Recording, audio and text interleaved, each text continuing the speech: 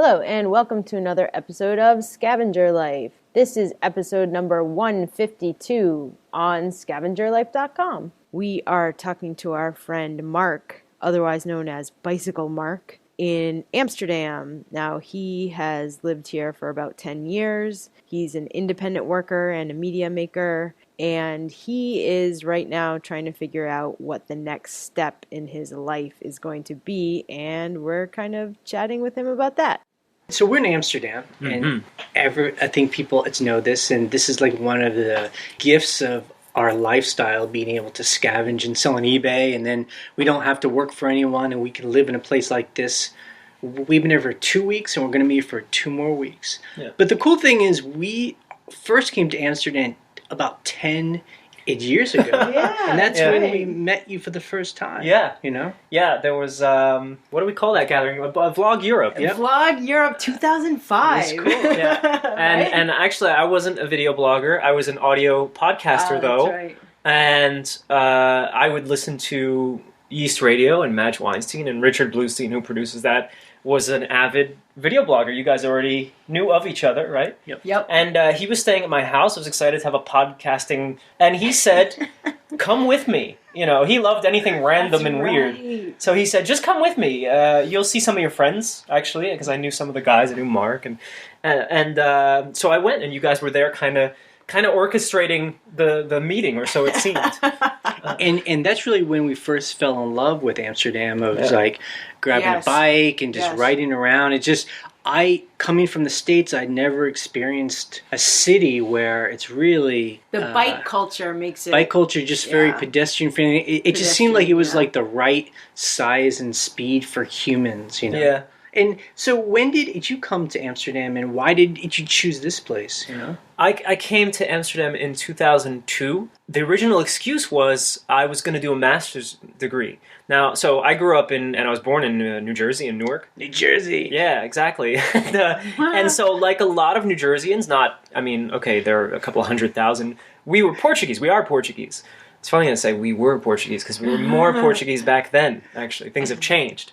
But my parents were quite proud and busy in the Portuguese community, teaching the language, organizing the folkloric dance groups, and all that stuff. So although it wasn't their intention, as a side effect of all this, I wanted to move to Portugal. And I had studied there. I had gone almost every summer, and not always willingly. I was forced to go as a kid.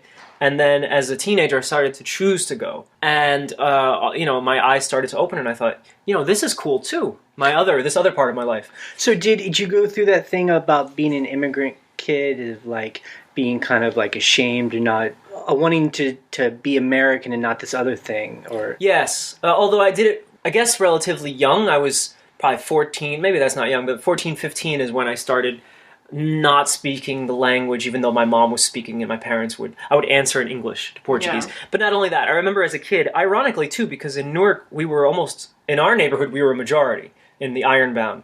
But still, I was embarrassed at school because my clothes smelled like codfish, which my mom would cook once a week. And nowadays, I love that smell. And so I wanted to be American. I wanted to fit in. I don't know. America has that effect. Yeah. I've said that to Dutch people, and most of the time they'll say, "Oh, we have that effect here too. If all your friends are Dutch, or many of them are, you might aspire to be more like them." But I don't know. I feel like it was in a uniquely, maybe even New Jersey American thing. So I wanted to be more like the few American friends that I had. But I guess that happened to a lot of us. We were all Portuguese, all sitting around trying to be, or we were Portuguese Americans, but we were all trying to be more American than anything else. Make sure, like. It's funny too, on this podcast, I think unlike most eBay things about eBay, we talk about it's music that influenced too. You were influenced by a lot of the music that we were ska. Yeah, definitely. You were in a ska band. I was in 2, I guess, and one of them still exists. Wow. So we were in 97. I'm an instrumental music kid. I still play French horn, and because what we were asking ourselves in high school was, all right, some of us play these geeky instruments. Some played the guitar, French horn. But a friend of mine was a trumpet player. We had the same private lesson teacher. Early on. And what did any brass instrument player really want? it was like, why can't we be on stage and be We want to cool? be in a rock band. Tower of So Power. what band would it be? It'd be What ska band would band. take these instruments, right? Yeah. Yeah, Tower of Power would have. And then, just by luck, by 1996, all of a sudden, ska. I don't know where the conversation starts. I think a lot of it coming from Boston, actually, with the Boss Tones that had been around for a long They've been time. around. Yep, the mighty Boston. And it started getting around. It started going beyond Boston. And so we saw that and we're like, wait a minute. We could be on the stage with the guitars and the bass and still play our instruments. And actually, we're pretty good at this. We can just figure out the stage thing. And we were a ska band and we were busy. I mean, we had shows constantly. And I say this because it's weird how you can be famous among dozens or famous. Yeah, right. Like in New Jersey, in any high school, I was famous. What was your band called? One cool guy. At the time. That is amazing. And it was known as OCG. And oh my god. yeah, and OCG did quite well. Got to meet a lot of the bands that I admired most. We were the openers for most of these bands, and it wasn't a bad place to be. And we would play the Stone Pony. That was like our home field. And you'd get a little proud, like, this is the home turf for Bruce Springsteen and us, you know. So, and it was a shitty club, and we didn't know about Asbury Park. I mean, so then you get to learn about Asbury Park, which is a great story and still one of my favorites. I mean, sad. And so that was our home turf as a band. The band would dissolve eventually because partially I wanted out. I wanted to come to Europe. I wanted to study in France. I don't know why I had this thing. I wanted to study in France. I wanted to get better at French. I just had this feeling about France, and actually I don't have it anymore. I wanted to satisfy this, and I knew I could study abroad for the same money I was paying for a pretty low-budget semester at William Patterson in New Jersey. Yeah. And so there was a moment where you embraced the fact that you were Portuguese and that Europe was part of who you were. Yeah. And you decided to come over and take advantage of your EU passport, right? Exactly. Yeah. Oh, so you did have a dual passport. I did, yeah. My parents kind of made sure, although I took the next few steps, they always made sure that I had the paperwork if I needed it. So when I was 16 or 17, I finally did get my Portuguese passport. And then I realized, like, first I wanted to go back to Portugal, but then I also thought, well, wait, if this doesn't work out, because Portugal is in it has been for a long time, difficult situation. And I got to experience it. I worked there. And it was the kind of experience that made me start to look elsewhere. And I thought, well, you know what? I have a lot of possibilities. I have this here passport. Where do I want to go? I have the right to go. And at first I just thought, start as a student. So I started as a student here in Amsterdam, mostly because it was affordable. Things have changed a lot. I feel like I missed out. We all missed out on the coolest years in Amsterdam, which must have been the early 90s, late 80s, when things were a little gritty still. Yeah. The rules weren't yet as, what do you call it, like everywhere as they are. It sounds like it was the same way in New York. It's New York. Yeah. It's with the squatters and the Thompson Square Park. And they hadn't yet cleaned up and organized every single corner. Right. But they had, but it was still relatively calm and things were cheap, and you could, even now, you could get an apartment just by a conversation with somebody. It wasn't that, I say even now because it's quite different now. But so I came as a student, and I could pay for it myself compared to a master's degree back in New Jersey. I'd still be paying for it. Right. So that was also a conscious choice for school. But I knew that I didn't really have to be anywhere. I mean, family is family. I figured I'd go see them when I want. And so where did I want to be? Well, any place where I really felt like this was fun, this was interesting, I could be at home here. Portugal is a home, but it just felt like this life that was going to swallow me up.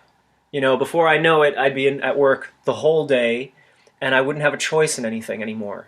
Right? Life would be chosen for me. New Jersey always felt that way to me. By the time I got to college, it was all laid out in front of me. This is how my life, I could look to the right and look to the left, and I'd see more or less how my life is going to be if I saw someone a few years ahead of me. So Amsterdam for me was uncharted. I could do it different ways. I wasn't quite sure how, but I could make it up, basically. And that's kind of interesting. When we met you that first time 10 years ago, it seems like we were part of a group of a lot of us where we were all kind of media people, and we were all kind of creating these weird lives that didn't make a lot of sense, in a traditional sense, and we were working here, working there, and a lot of us were doing a lot of online stuff where there were no careers for doing that, but we were able to find work here and there. And so that's kind of what you've done too this whole time, these past 10 years, a lot of putting together as a freelancer and, you know. Yeah, like that mix of following, you could say like your heart, like what really just comes naturally, what you really want to do, and then at the same time occasionally doing what you need to do just to keep following your heart. But for me, the difference between now and then, just to skip ahead a little, is that back then, it was almost like I believed in karma. And even though the pay is none or bad, and I put so much work into this, I do it because I love it, and I do it because one day it'll all make sense. And now I look at it and I go, well, some of it makes sense, but not not all of it necessarily. Yeah. You know, some time was definitely wasted, and that's a beautiful thing. If you can waste some time in your life, that's cool. Back then, I was a big believer that it would all come back to me, and now I'm more of a, I don't know, cynic, and I say, well, a lot of that'll never come back to me, and that's not what it was about. I should have realized then. You know, I produce my podcast, still do, although slowly. It was a labor of love. I wanted to see, I have a decent discipline in me, so I knew I could, if I said I'm going to do an episode a week, I could. I managed to string them together pretty consistently for about 10 years, and now all of a sudden I've collapsed. But also because I'm looking to end my show. That's the first time I've ever said that on a recording. But, and it's a good time to do it and start something new, and life is, of course, changing, as it has for you guys as well. It was an interesting time back then. It was exciting. I think when we look back on it, we really say, like, wow, that was a cool group of people, and the kinds of jobs we were doing, and, some of us even managed to make a living at doing what you love. And although podcasting, some say, is having a sort of resurgence, but we've had we went from video to podcast. You did. I never thought that backwards. I never thought that 10 years later we would be doing a podcast in Amsterdam. In a year or so, you're going to say, we need a video element. I know, no, we are. This could be enhanced by video. Yeah. That's interesting, everything you just said about, the struggle of being a freelancer, and when you are, especially younger, you're really just living on promise. And we did that too. I mean, we did a lot of free stuff. We just did a lot of stuff, but, a lot of that stuff allowed us to travel. Like, true, we want to get paid a lot, but they would pay us to go to India or, or go to different places. So I see it all like as gravy. We got to do a lot of cool things, but then we came to a period of our life where we were like, we're getting a little older, and we're smart people, and we, like you, work hard. Yeah. So how do we make this happen? And that's when we, why we do this podcast, we started figuring out that we could find stuff and sell stuff on the internet. It's so cool. I didn't see that coming. I don't think we didn't either. I don't think we saw it coming either. Yeah. And really, it kind of snuck up on us, where we were doing a little here and there, and then you just realize, like, well, if we just found more things and sold more things on it, like, we could actually do this for a living and not have to struggle so much. Yeah. So I guess my question to you, and I think the people out there who are hearing this, is you're kind of an outsider, and you're one of our friends, and you've actually listened to the podcast. Yeah, I listen. I'm subscribed. And you kind of know what we do. I don't know. What do you think about this whole world that we're all involved in? I'm in awe of it. And that's not fake. Initially, when you first told me that you were selling things on eBay... Selling old shoes. Right? Yeah. I absolutely love and tell the story over and over again. Even wrong, probably, that you sold one shoe, because that's all you found or were able to get, and you sold it as a shoe for... amputee. Right. That is real. Because if you had said it was just one shoe of a set, that's not as attractive. I work at a business school now. I see how this works, marketing. That's right, marketing. I'm in awe of it because back then, and maybe it was true, back then I thought, oh yeah, okay, I can see them doing that as a hobby, a little something, a little additional income. And now that I listen to you guys and I watch what's going on, and of course we talk at length, especially when you're here, but still when you're not here, and I realize, like, this isn't just some chump change on the side. You'd probably make less if you had a physical store. So this is significant. This is real numbers, and you guys are quite upfront about that, I think, in your show. I've heard a lot of the numbers, and your guests even talk numbers, which is amazing. Yeah, we push them to talk numbers. Yeah, and for some reason, if it were strangers, like when I have listened to guests, and they talk big numbers of income, even that, what was it, a guy who makes art out of... James. Yeah, the kind of numbers that he was talking about were quite high. Yeah. Very high. It's hard for us to believe, but he was true. Yeah. But you know what? It's real. Because I don't know him and I don't hang out with him, it was easy to believe. Mm-hmm. Like, yeah, I guess so. It's always other people. But because I know you guys, it's still hard to believe. Like, really? Isn't it hard to put everything together and actually, in the end, that it's a significant amount of money? I always figured no. So that's where the awe comes in. Like, I'm just like, wow. Like, I realize, like, whenever you check your email and I'm sitting next to you, I'm like, oh yeah, it's probably another buyer, probably handling a sale. It's sales all day long, sales, and then finding new stuff. Hopefully sales all day long. Yeah. So that's what impresses me, that it all adds up. Back then I thought, this is just going to be a little something on the side. That's all it could be. And that's how I thought of eBay too, and that's how I think a lot of people do, is that it's just something where it's more like an online yard sale, where if you have some extra stuff that's a leftover from Christmas, you kind of throw it up there. For me. Yeah. Sell some old electronics, like the idea of creating like what we always say is a pipeline, where you create this pipeline and you just like keep shoving stuff into it. And it goes out the door. and you guys, I'm sure I'm not a good student, but a lot of what you do is starting to seep into my thinking. Doesn't mean I'm actually doing it. So I found an old coat of mine. It was like a London fog. It was a good coat. I just got tired of it after so many years. And I found it in the basement, and I picked it up, and I was like, wow, this thing could still keep you warm. But man, I don't want to wear it anymore. My initial reaction is, well, there's a donation box for used clothes just around the block. Yeah. And I was about to bring it there, and in the end I did, to just ruin the story. But I held it up for a while, and I said, what would Jay and Ryan do? Like, this is probably worth something.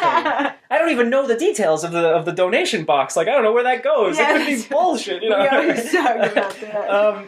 Because there's a lot of politics to those things. Yeah, right. Again, I didn't change my behavior, but for about half an hour, I was walking around making my dinner thinking, I should probably sell this. And it's no big deal. It's not immoral. I'm not trying to, make a buck on somebody. It has worth. Yeah. And then I was like, you know what? I'm not ready. One jacket in a box. compared to 300 so jackets. I don't know exactly what the question... I mean, I don't have an agenda here, but I guess it's just so... Jay always has an agenda, so he's lying. It's so interesting for me because, so we've been talking all this weekend about, like, a future and where you guys are. And I'm not trying to push you into anything, but I'm just wondering, since you know what we do and you see that it works, is it just that you're more like, I'm not interested in finding junk and selling it, or like, did you want to be a teacher? Like that's more interesting, I have to say that there's a lack of self-confidence. That translates to, despite watching you go from the beginning to where you are now, I still believe that it would only be a little hobby and very small, so I wouldn't get anywhere. That's still in here, very strongly. So far, anyway. That's what holds me back, yeah. And that's funny, because I was teaching a class on writer's block today. And I was talking, why can't you put something on the page? Yeah. And, people were talking about different reasons. I was giving them strategies to get over writer's block, and I was asking myself, how often do I follow these strategies? The answer was sometimes. Yeah. But I think that the question, too, is also, like, the question that a lot of people that listen to this, and us, too, is, like, since we have a good living and a lot of people have a good living doing this, like, how come not everyone's doing it? You know what I mean? I think that's the perspective of, like, or why isn't there more competition on our level? Because... But isn't there? Yeah, probably, but, The world is big. Yeah. I think the big thing is, and as we talk about it on the blog, is just that, number one, I think to do it a lot, like we do, you have to really love it. Like have some kind of this excitement of finding junk. And then you have to have it's discipline to actually consistently, all the little steps it takes, Right. cleaning, photographing, listing, storing, Organizing. I like to see your routine. I like answering to hang out questions. with you. Yeah, it's a whole It's thing. a whole you know? thing, yeah. So, I mean, I think that's the thing. Like, it's easy to take one thing, put on eBay, and that sells. Right. But to do that 300 Consistent. times a month, you know. Yeah. Could it be that I actually know myself, and at this point anyway, and know that I don't have that consistency in me right now? No, I think that's... Or maybe it's just, I think it's just interesting. I guess when, we meet other people, like, online who do this too, I don't think we all realize, like, it's just something, It's certain, just like some people love to personality play. It's music or, Right. Although I'm curious about this thing that something could be activated in you. Like, if I could almost quote you yesterday, or you've said this a few times, and I said it today, all right? Here's a Jay quote. The context was, we were looking at an apartment building that is nice, and it just happened to have been renovated recently, and it's in a very nice area where I'd love to live, although I think it would be expensive. But normally, I would walk by these places and go, it's going to be overpriced because of where it is, right? And then I looked at the building, and we stopped and we stared, and we wanted to know who owns it. That's what we want to know, in case we need to talk to somebody. And one of the signs said, for sale, not for rent, for sale. Oh. And so Yulia, my girlfriend, is looking at it, and she's going, write down the name, or take a picture of the name. And I was like, oh, because, we might buy it. And I said, Jay says, once you buy something, you start to feel like you could buy anything. It's true. So, and look, I'm not buying anything. I'm trying to rent something, but I start to get the feeling like I could rent anything. I can rent anything. Exactly. Yeah. You gotta think big. So maybe it could also work like that. Right. I realize this. Like, maybe if I just started out, just to see what it's like, that it could be activated. Right? I could sell anything. Yeah. That's pretty much I don't know if that's how it works, though. Yeah. It's interesting. I guess we're about to go meet our other friend, and we're going to maybe ask him some of these things about, like, where, because I don't know the answer, where all this stuff goes In the Netherlands. in like the Dutch ecosystem. Like, where does all the junk go? So let me, although our dear friend who's Dutch, and I'm not, but still, I can speak for this city. I've studied it carefully. Things to keep in mind about Amsterdam. Apartments are small. Tiny. By and large, very small, and they rarely have closets. You may have an attic space. That is common, or was common, that you get, your first floor apartment, and then if you go upstairs to the attic, it looks like little chicken coops, and you have a chicken coop that's yours. You have right? a cubby. Yeah. Now, so as that translates to, if you get tired of a piece of furniture, you are unlikely, back in New Jersey, we put it in the basement. I'm sure you guys did too. Yeah, right. You are unlikely to hold on to things, even if they're in good condition. You're more likely to just put it out on the street. So there are people, and it's a cool thing to test, actually. While you're in Amsterdam, I know you guys. You're among them. Yes. And maybe you've seen them. As soon as you put something out, they usually put it out at night. You can actually get a ticket for putting garbage out during the day. Oh. Yes, there's garbage police. And so you put it out, and the garbage doesn't get picked up till the next morning early. But there are people starting so right now it's maybe 9 o'clock at night. They're going around. They're right now cruising around, and they know what neighborhood it's garbage night, because that switches per night. Yep. Trust me, we've already looked it up. Yeah. There's an old man with a big white beard. I don't actually know what his deal is, but he's got a big front loader bike where he can fit a fridge. And he just rides around, a little scary because he's a little sloppy, but he rides around and checks every pile of stuff and usually grabs a little scrap. He might be into scrap metal, I'm not sure. And then also there's that, what is it, Queen Anne's Day? Or what's it? So there's Queen's Day, which has now become King's Day because... now it's the king. It's the only country, as far as I know, where the Queen retired without dying. And she abdicated her power. Yeah, she gave her son the crown. She's like, I'm done. Yeah, I'm old. And you're you're just getting older. It's like the whole Prince Charles thing. The poor guy. He's going to be so old, poor guy. He may never get to be king, right? That's, He's like, come on, Mom. Yeah, really? It's my time. So on Queen's Day, which is around April 30th, you have the right, legally and especially culturally, to claim a spot. You claim it the night before on the street. Pretty much anywhere, although there are neighborhoods that are more famous for it. You claim it with a little masking tape, maybe put your initials in. The next morning, you can put whatever you want and sell it on the spot. and things go fast. Most people who really want to shop wake up very early. Then there's like the lazier people that just take whatever's left. Yeah. And then there's this other phase to this thing. So it's garage sale prices. Right. But then by 1 o'clock, anyone, even you with all your used stuff on the street, you want to go and party and walk around. So you give So you just give stuff away, or you just leave it. You just walk away. So what is it? I mean, is it really everywhere on the street? I mean, is it, or is it certain neighborhoods? streets? So the more historical neighborhoods, it's everywhere. Neighborhoods with families, they are more likely. So I'm on a very busy street here. It's less popular. But on these side Smaller streets, it's done. The park, every park, and around the park, it's very popular. Our park here is supposed to be for kids. And actually, it's not so much for them to sell things, but for them to make baked goods and sell them for like a quarter or whatever. That's so cute. They also they play music, even if they stink. And they'll play all day long and they want money. They might even play and say, give me money and I'll stop. That's a common strategy. Yeah. There's some kids who put a hat out, usually like preteen, and they'll stand there stoically, and the coin, the little basket will say, "Make me laugh, pay €1." I don't know if you win. I don't know if you get your euro back.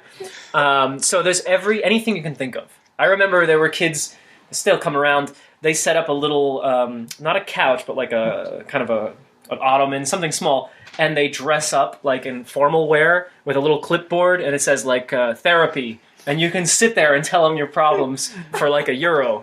And so everything's like €1. So it's very popular, yeah. Now, so it's interesting that you're also American, so you understand what it's like in America, where like a yard sales are every weekend. I mean, in the summer and spring. I mean, it's just like sale. If I saw that common. cardboard sign, man, I was like, oh. Yeah, totally. Do they have stuff like that here? I mean, do they have like yard sales or stoop sales or is that just not in the culture other than this one day? In the city, it's hard. You need a lot of permits for things. Really? If it's not for Queen's Day, there's a lot of stuff. And, your biggest problem in this city of Amsterdam, in a way, it's because of affluence. They've made money, by and large. Neighbors rat on neighbors. If you have a party, if you're doing something that seems like you're not supposed to, and then you can find some kind of rule that says you can't.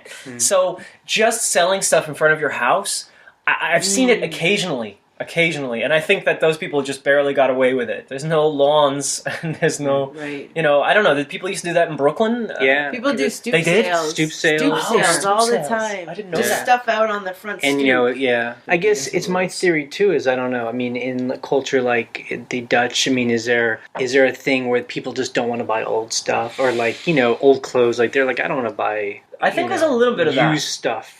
Unless it's the day for it. Yeah, Right. I think there's a little bit of that. There's a shop like our Salvation Army. Well, we have Salvation Army, and then we have something else. They're called Kringloop. Kringloop. Yeah. Yeah, and I've rarely gone in, and I want to. I just can never. De remember Locati, where they are. you gotta go. Yeah, That's I where know we people who go. get a lot of stuff at Kringloop, and there is more of a tradition connected to religion, or well, I think it's connected to the religion, which is you donate what's old, and it's supposed to go for lower income people that can go there and buy furniture. But of course, hipsters or even non-hipsters, I know modest people who were like, I'm going to go get a new desk at the Kringloop Winkle. So Kringloop Winkle. there are these traditions of these places, these institutions that everybody knows. But yeah, a yard sale, no. I feel like just as it's your friend on the outside, you're kind of at this new part of it's your life, I feel like, knowing you 10 years ago, everything that you've done, I feel like now it's like, you're about to get a new place. Because you've been in this one apartment the entire time. I mean, we love this place. We've stayed here so many times. Yeah. And so yeah. So, I mean, I guess it's wondering, how are you thinking about your new strategies for jumping into this new life? At some point, you're just, I think you're ready for it. You're ready for a change, although you get very comfortable, so you can be scared. We're in a cooperative house. I knew when I got this spot through a friend, and you have to be interviewed by, people who are picky, to say the least. And I knew when I got this spot that it was rare. I had been in this city for 4 or 5 years at the time. I'd bounced around apartments sometimes every 6 months. The one before this lasted me 3 years. That was exceptional because I had come from student life where you definitely move a lot. I knew how bad it was, at least for me as a student. And so when this came along, I thought this is like winning the lottery.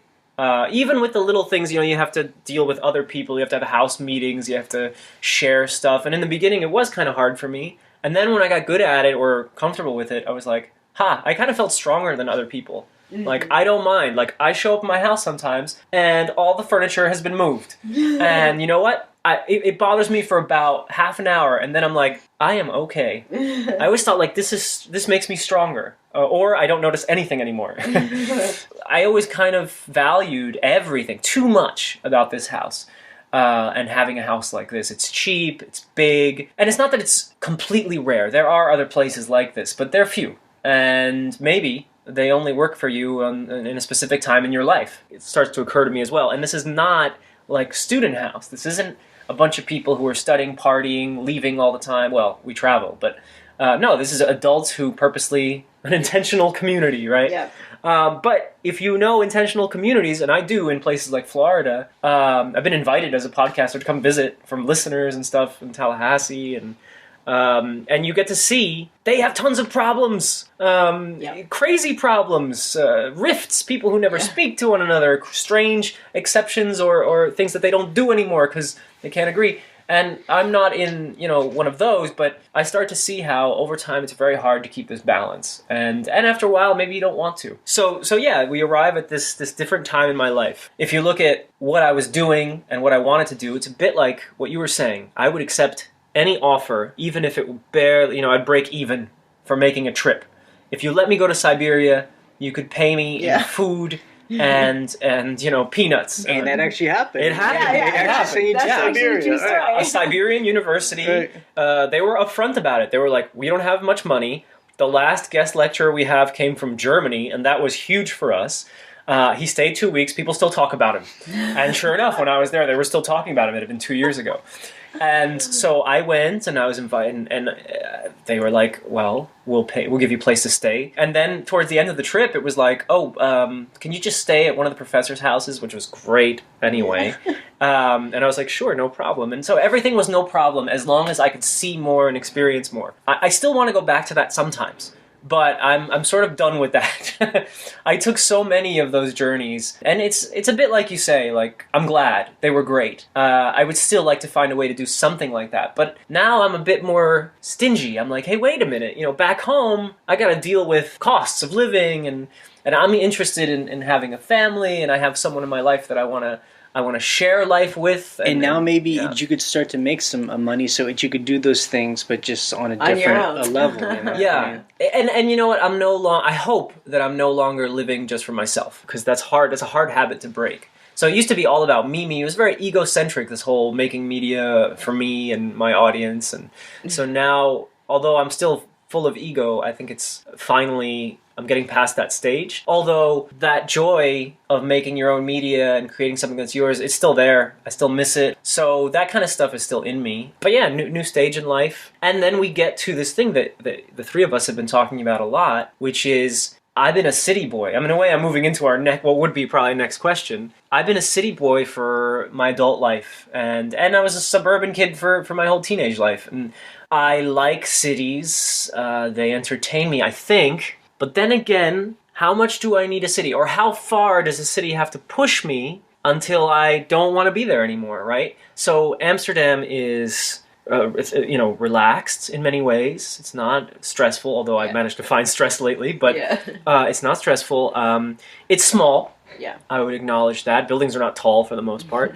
It wasn't expensive. And there's still ways, right? Food-wise, you can still get by without spending too much. But then you see food is getting more expensive, or the amount of restaurants that don't charge a lot, or they're dwindling, right? Not to blame hipsters, because maybe I'm one, but hipsterism costs. Unfortunately, every cool-looking new restaurant is a disaster when the bill comes. And like, if you're about to get a new place, and they're like $2,000 a month, for a very kind of humble abode. Yes. Yeah. So it's like, okay, well, I'm willing to pay a little more because I want to live here, because what do I get out of it? Well, cultural experience, right? Access to the jobs that I'm now able to get. For so long I wasn't. But then you start to wonder, like, wait a minute, is this worth it? What do I really need? What do I really even want? Is it the same thing I wanted 10 years ago? Because it's not. I was looking up concerts for the first time in a while, and I saw some names that I like. And I looked at the prices and I was like, oh, that's pretty high. I'm going to have to stand up the whole time. Yeah. And so I find all these problems with the experience. Way. Yeah. Actually, the thing I always... Yeah. Drinks cost $15. Oh, forget it. Or the ultimate Dutch problem, or problem with the Netherlands, is if you go to a concert of a band... These are tips for people, or observations. Yeah. You go to a concert of a band that you love and every Dutch person in the room loves, and they will talk through the whole show. There is something about I love where I am right now that you have to tell everyone and talk loudly. That, and you have to kick over a glass every now and then. And so they replace the glasses with plastic cups. So you kick over a plastic cup, they still make a lot of noise. So if you're thinking that possibly... Well, maybe a city isn't the only place to live, or yeah, because like you want to make sure you're not lying to yourself. I think I've lied to myself over time in different situations, or not been able to face the truth because I have a story in my head of how it should be or how it is. And one of those questions I want to like ask myself as often as possible is it true? Is this what I need? Is this okay with me? Like is this what's most important? Or, over in Portugal, I live a rural life, or at least a small, really small town life. Maybe that's not the one for me, but at the same hand, like, you get to see the alternative. How bad is it? I used to curse it and say how boring or how culturally, what a desert. Yeah, right, a cultural desert, right? I know, I think, like, I don't know if it's quite the way I thought. I've changed my mind. I'm not abandoning the city. I think I don't realize still how much I get out of it. But at the same time, like, I'm not married to it anymore. As an American, as a Portuguese person, Amsterdam was a big part of my identity. Even on the podcast, based in Amsterdam. Every profile I had, based in Amsterdam, was of certain pride. It's Bicycle Mark, right? Yeah, and I'm okay with still being Bicycle Mark, but I have to confess that there was this... because you want to know, why are you unique? And when I went over the reasons why I'm unique, for some reason, where I made my life, since it wasn't where I came from, there was this sort of like, oh, that's how I'll be identified. Yeah. I like that too, because it's a town that I can, you can match me with that, sure. Right. So I used to think that without that, I would be lost. And now, and I guess that's how you get older and get more confident, I realized like, no, I'd still be me wherever I was. I think also like when we first moved out to the country in rural Virginia, it was just, we realized that we could still go to the urban areas that we love. It just didn't have to be our home. So I mean, now that we lived in the country, we probably go to the urban areas, a good handful of times every year, and we always love it. Like we get all the benefits of it, but none of the the kind of having to work a job in the rain in the city. You guys have lived. It's not like something I fear, but it's something I wonder about a lot. And so you probably had a lot of these thoughts at that time, and you just sort of grabbed one another and said, "Let's do it anyway." It's like we have each other, so that's really, we can do it. That just kind of tied things up, and that's why we do this podcast, and that's why we talk about selling online, because that was a thing that really kind of, when you talk about moving to like a rural Portugal or something. I mean, we lived in rural Virginia and the economy crashed because it was 2008. Yeah. And we were just like, we have no way of making a living. I mean, we were doing some video work, but it was drying up, and we were just like, let's do something else. I don't think I realized at the time how kind of, not desperate, but how like few options we had at that time. But the good thing was, I think if I really thought about it, I think it would have worried me a lot more. But the good thing was, in a rural area like where you're from in Portugal or where we are in Virginia, I mean, living was so cheap that it was like we had a little bit of savings, we had a little bit of work, we were just like, a little bit of money goes a long way. Yeah, we were just like, it gave us time to figure it out, and we did. So not like paying $2,000 a month in San Francisco or New York, which is where we were, you know. And so, but you figure it out, and you have that idea of when it needs to happen. Like one question I have, and you're already answering it through how you live, but for a place like Portugal or a place like Virginia, we match these two. Yes, exactly. Well. They have similarities actually. Is what wins out? A place where the economy is bad, and maybe the mentality is also one of can't do, Yes. nothing Yes. possible. Yes. Kind of It's very the similar. kind of stereotypical backwards mentality. Yeah. Or the person who comes in who sees opportunities and where others don't, who has patience perhaps and just has not only the mentality but just a different way of being. An outside perspective too. Who wins in that, right? You guys seem to be winning. Well, I think, and we've said it before, the difference, because this kind of, its movement from like urban area to the country happened in the 70s, the back to the land landers. movement. Right. And then it kind of fell apart. Although there were a lot of people that stayed out, and kind of, the only difference now is, to our benefit, is the internet. And really, I think that's really what feeds us and what allows us to thrive, because we don't feel like we're in a cultural desert. I don't feel disconnected at all. Because, I'm talking to these people here, I'm talking to you, I get SMSs from you. We're like talking, so it's just like, it's almost like, not that the world's smaller, it's just closer, So in the end, you can win. I mean, I guess it just all depends on what each of us are trying to do. If it's fulfilling, I mean,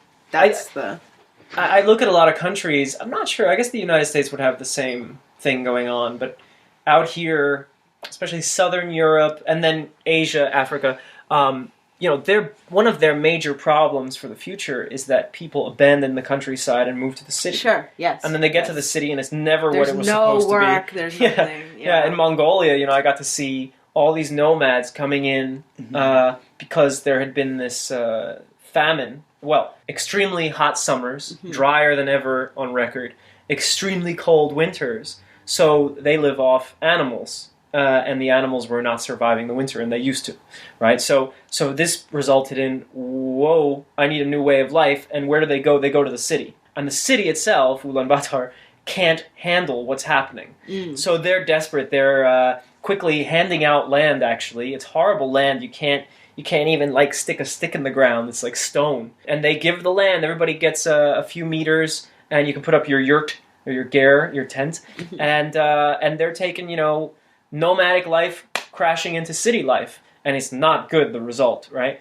And so when I hear what you guys have done, and then my ears always kind of point up when you say if a friend or anyone is moving there, because that's the other element to all this. I don't know if it's possible, but man, it's more fun if others come along. Community. Absolutely. Yes, it is. Yeah. One of your friends is moving to rural Portugal. Several. Yeah, okay. And they're not all moving to the same place, but in the end, it is really inspiring and encouraging. When I look, I almost want to collect them all. Like, all right, who's in my neighborhood? And I do a little of that. When we drive around in Portugal now, we stop at something that looks different, yoga school or whatever kind of farm, different organic farm. Yeah, and you're like, who are you? Yeah. That's what we do too. We do the same thing. And we haven't talked about it here, but I mean, we've had a couple youngish people it's moving to our area, and it really changes everything, Because then you have to start having dinner parties. I mean, it really, and I think that's the other thing is I feel like we sometimes have more meaningful relationships with the people out in the out there, just because you're really connecting. You're kind of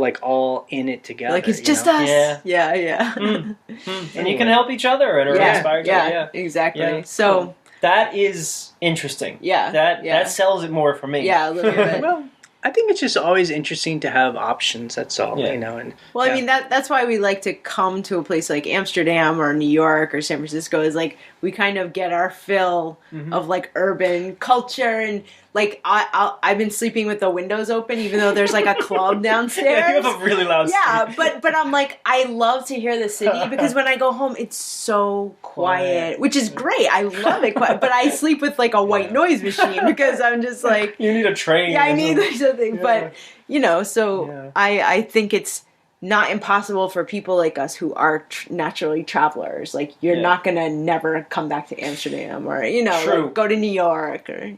But again, irrational fear. I'm the king of irrational fears and concerns. Irrational fear. You arrive in what was your city, what you still feel like is your city, and you don't have a home.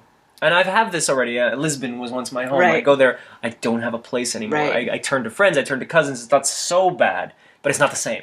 But I feel like when we go to like New York and San Francisco and Boston, you are so familiar with that place that it still feels like home. Like I've never lived in Amsterdam, but when we walk around, I'm like, I know my little spots. Yeah, and you guys are really good at that. And things with Airbnb, you know, I mean, Yeah. again, like the internet, all these online services are really making the world easier to navigate. Mhm. Yeah. So it was cool to talk to you and kind of like why all of this is happening, and it'll be cool to maybe talk to you again in a year or something. Deal. See what's happening. Yeah, yes. My So God, what good. will happen in a Will year? you be selling old Yeah. shoes from Portugal?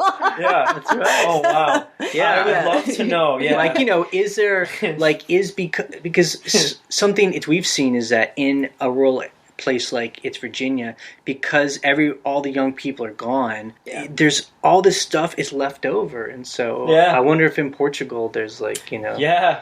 stuff There's that people houses. There's just houses that are closed up, and they get opened. Well, they're supposed to get opened once a year, and even that doesn't happen. Right. And they're full of stuff. Yeah. Oh, no, that's you guys, really neat. Yeah, we're going to do this program from Portugal. That's where I this is think all that's going. And who knows? Yeah, we'll see what happens. I think I'll be all right, and I think I'll still be here. But hey, I leave it open to anything. Yep, sure.